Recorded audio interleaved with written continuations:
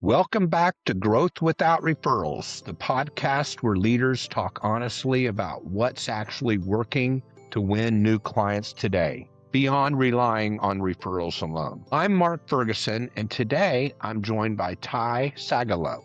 Ty has spent more than 4 decades in the insurance industry, including senior leadership roles at AIG, before moving into startups and eventually founding Innovation Insurance Group. Today, he works globally as a consultant and expert witness, particularly in complex liability and insurance matters. Welcome to the show, Ty. Good to be here, Mark. All right. So, Ty, you've had a remarkable 45-year journey. Corporate leadership, startup success, consulting, expert witness work.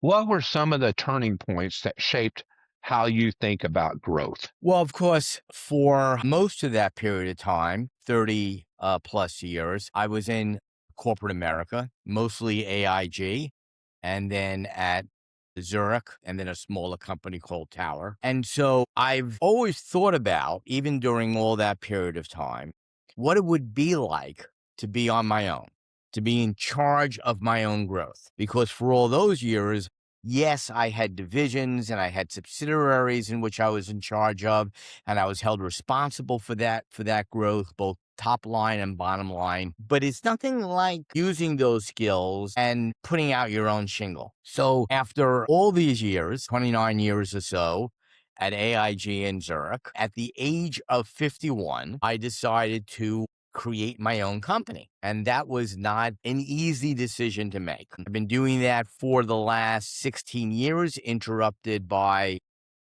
2 to 4 years, depending upon how you count, at a startup called Lemonade. But I always wanted to be my own boss. And I always wanted to take control of my own income, as opposed to being at the mercy of an employer that would be giving you a paycheck every couple of weeks. So that's what I did at the tender age of 51. That's great.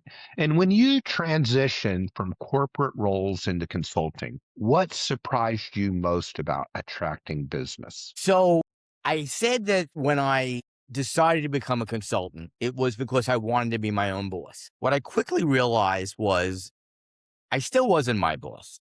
My boss just changed. My boss were my clients. I wanted to take control of my income. What I quickly realized is I'm still not in control of my income. My clients are in charge of my income. And so what you quickly realize that if you're going to be successful as a consultant, you have to have your clients be the focus of your attention.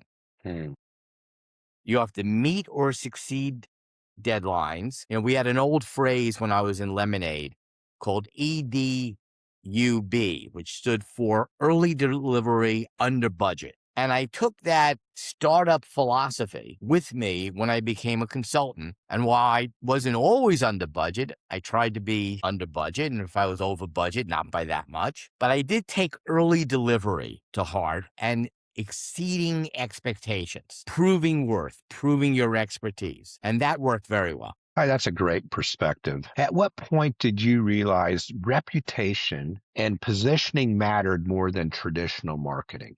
Very early in the game. So I always knew that expertise was the key to success. You know, and long ago, I taught my kids that as you are thinking about what you want to do in the world, find something that you like, have that something that you're good at and that people will pay you to do.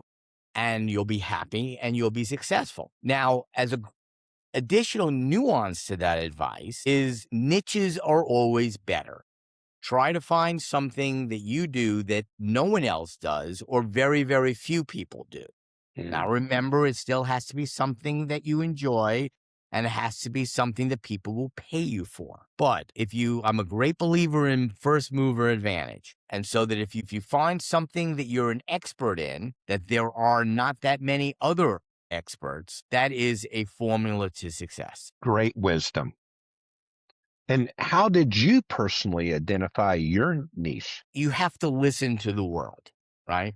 So one of the main thing that I was doing in corporate America was creating new insurance products. And I created a new insurance product for a whole bunch of folks. And that included underwriting, legal drafting. I was able to do the whole thing. So when I created Innovation Insurance Group at 51, I figured, well, I will offer the world as a consultant what I do as an employee. And so I got a number of gigs in the area of creating new things or drafting. Then I got a phone call in 2012 from a friend of mine who said, I've been hired as an expert witness and I really don't want to do the work. So I like to pay you to do the work and I'll just show up to the deposition. So I didn't know what an expert witness was, but the subject matter that he was asking me to be an expert in, I had developed over 40 years of experience, 35 years of experience. It was something I was well known at, so I knew I was good. And it was the beginning of Innovation Insurance Group, where you kind of take everything that goes through the door. And so I said yes. And I found it to be a lot of fun. And I found that I was good at it. I liked writing reports. I liked doing analysis. Eventually, I started doing my own, not eventually, that was the first time I didn't do my own deposition. Thereafter, I did my own depositions. And I found that in general, I liked the depositions. I mean, there are ones that you hate and you go back and you have a scotch afterwards. But in general, I like talking. So I liked the deposition. So again, it hit my criteria. It was fun. I was good at it. And I quickly found out people would pay me money for it, especially if it was the niche of financial lines, the E&O, bonds, cyber, stuff that I've developed over expertise I've developed over my entire career. So choosing the niche gave me less competition, where one's ability is capped only by their experience and expertise. You do not have any artificial caps or limitations. Your limitations are all within yourself. It's more fun, and frankly, it serves a special purpose. There's nothing like meeting an unmet need to get you going in the morning. So for me, it was, and then over time, I kept with getting clients that wanted new products or new business models of things of that nature because it's fun for me to build. But a lot of my work ended up being expert witness work. For the last 12 years, I get a new expert witness assignment about once a month, and it keeps on coming. That's great. Fascinating, actually. And in your opinion, what mistakes do people make when they try to position themselves as an expert? Well, there are a number of challenges. While there is something you can learn over time, I'm not saying that it's not impossible or it's not possible rather, or even a good idea to learn additional skills. It's dangerous to project yourself as an expert in something in which you're not an expert, because the other side is going to have an expert, and probably a real expert, Hmm. which means that their opposition report to your report is going to blow you away, and they're going to do better at a deposition, and they're going to do better at trial. So again, try to find a niche and something that you actually do know. Secondly, being an expert is not just knowing stuff. You also, and this is as important, some folks think it's more important, which is the ability to communicate to the layman. Sometimes you'll be talking to the judge, and most of the time that's good, sometimes not too good. But most of the time, you're not going to be talking to the judge, you're going to be talking to the jury. And so you have to be able to explain these complex concepts in a way that a regular guy on the street is going to understand.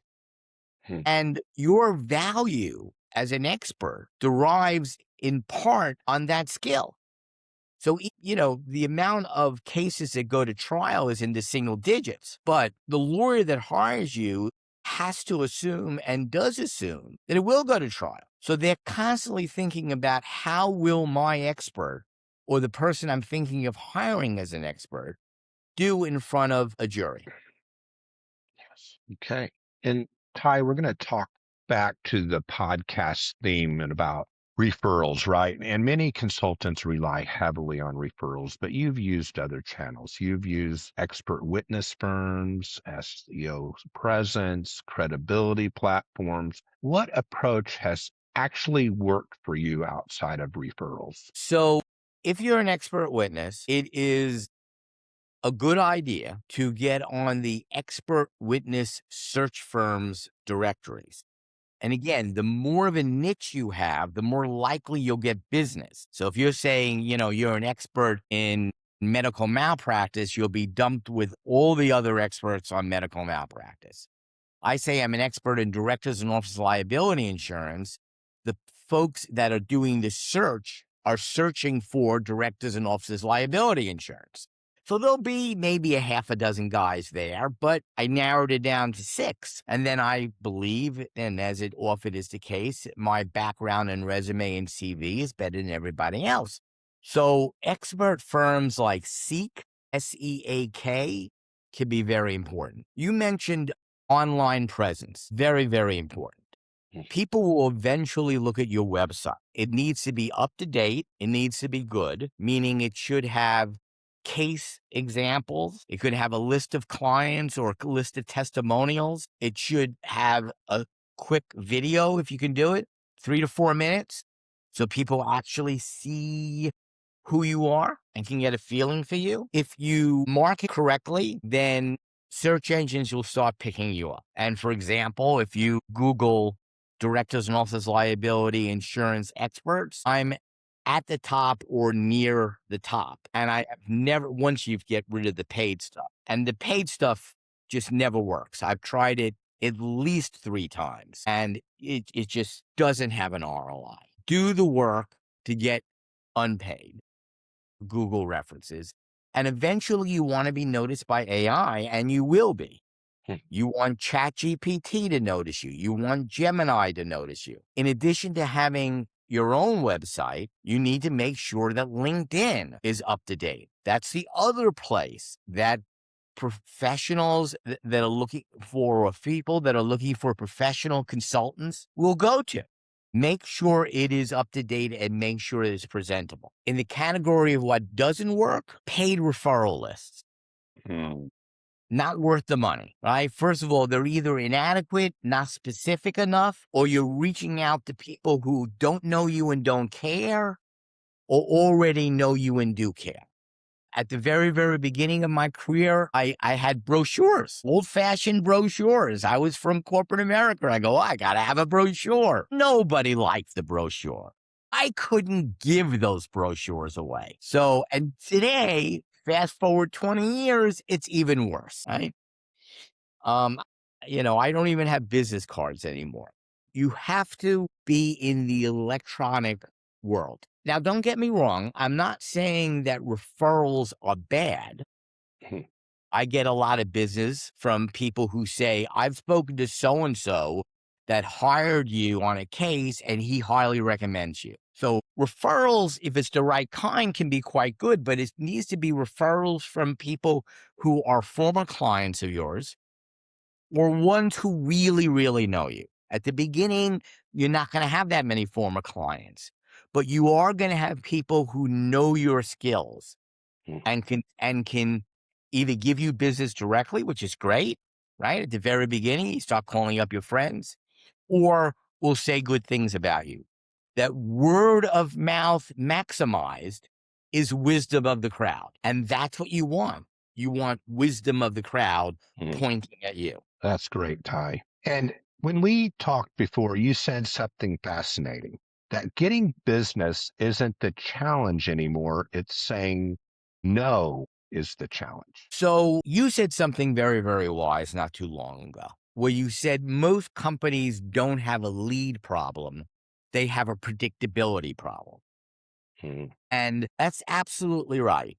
Eventually, you'll get leads, but how predictable are they? What's the likelihood of you getting the actual assignment? And so you have to look for a certain amount of selectivity, and it all comes back to having expertise and people recognizing that expertise. That's how leads become predictable. Right, great. And how should professionals think about growth when they reach later career stages? So at the beginning, right, I took everything.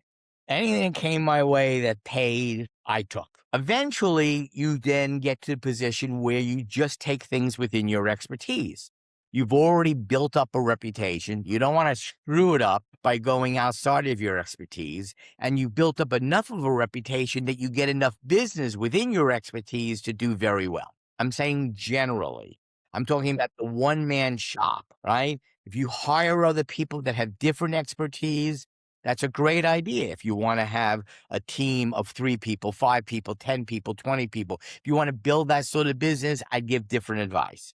But if you're on your own, eventually people just hire you for your expertise, and that's enough. In the latest stages of your career, like I am, you're in the wonderful position that you just accept stuff that's interesting. So if something falls within your expertise, but it's boring, it's like, I don't want to do this, it's boring. And you give it to somebody else.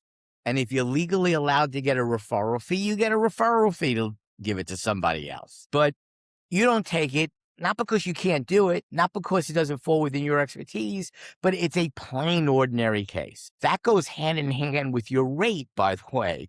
The more expensive you are, the less likely you're going to get plain vanilla cases even within your expertise, because there'll be cheaper people that have maybe not your expertise, but they're good enough.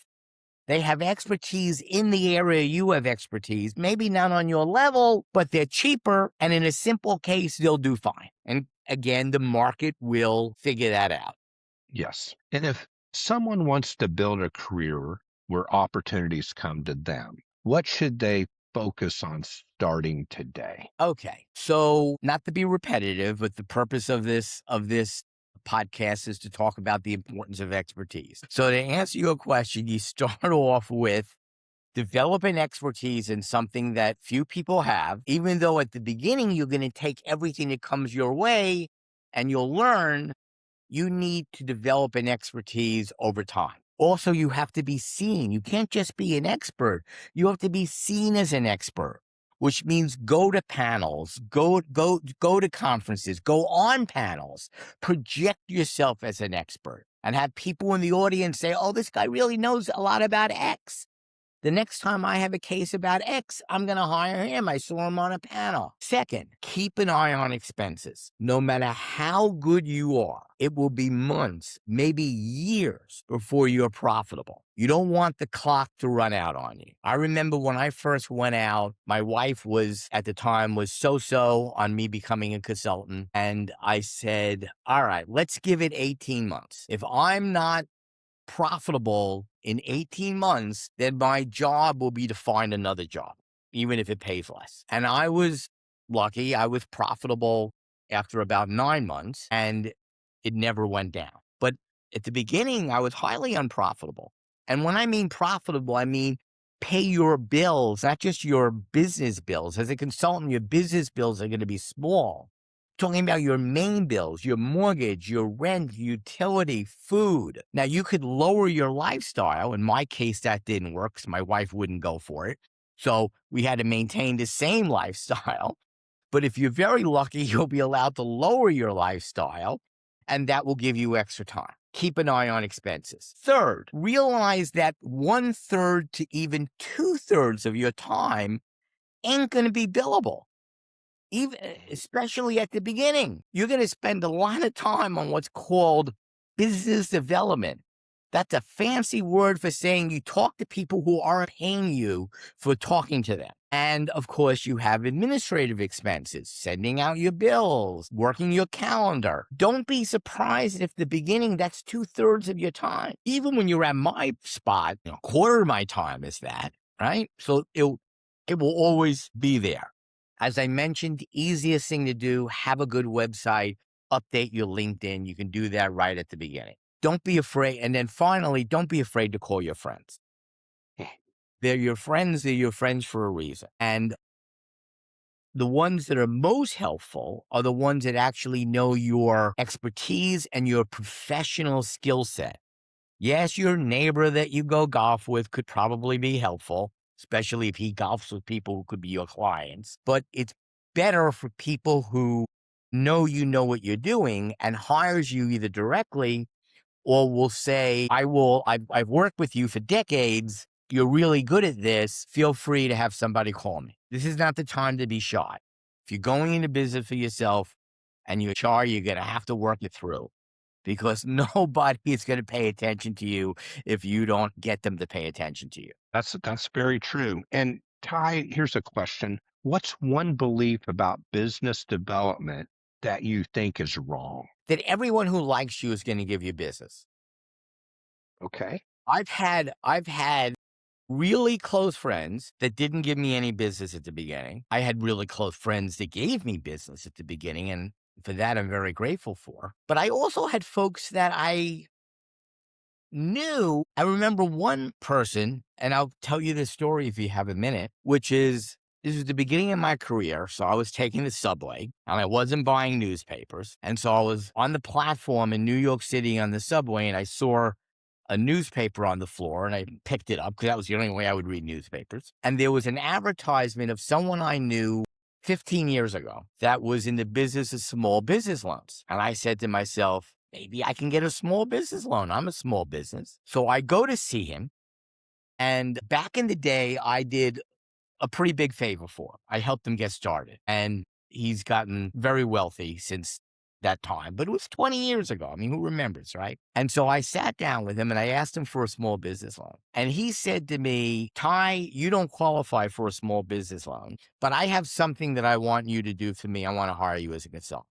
And he hired me and he gave me a job. It was $5,000 a month for part-time for 3 months. I wrote him some report on some new product he was thinking about. I have no idea whether he ever read the report. I have a funny feeling he didn't. But he remembered that 20 years earlier, I had done him a good deed and he wanted to repay me. So you never know. You never know. Yeah.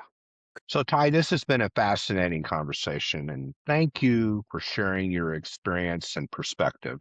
For our audience, can you please let us know where to find you? Sure. So again, the name is Ty, T-Y, Sagalow, S as in Sam, Agalow. My name of my company is Innovation Insurance Group. It's always good to have names of companies that tell people what you do for a living. Yes, there are the Yahoos of the world and whatnot, but I don't have the money to do their advertising. So I chose a name of the company that tells people who I am. Innovation Insurance Group was a little aspirational, but I figured it sounded nice. So my email address is simply Ty Sagalow at innovationinsuranceGroup.com. So if you need to contact me, that's the best way of doing it. And I'll be happy to respond to any questions you might have. Excellent. Thank you, Ty. And to everyone listening, if you found value in this conversation, make sure you subscribe and share it with someone who could benefit. Until next time, keep building growth beyond referrals.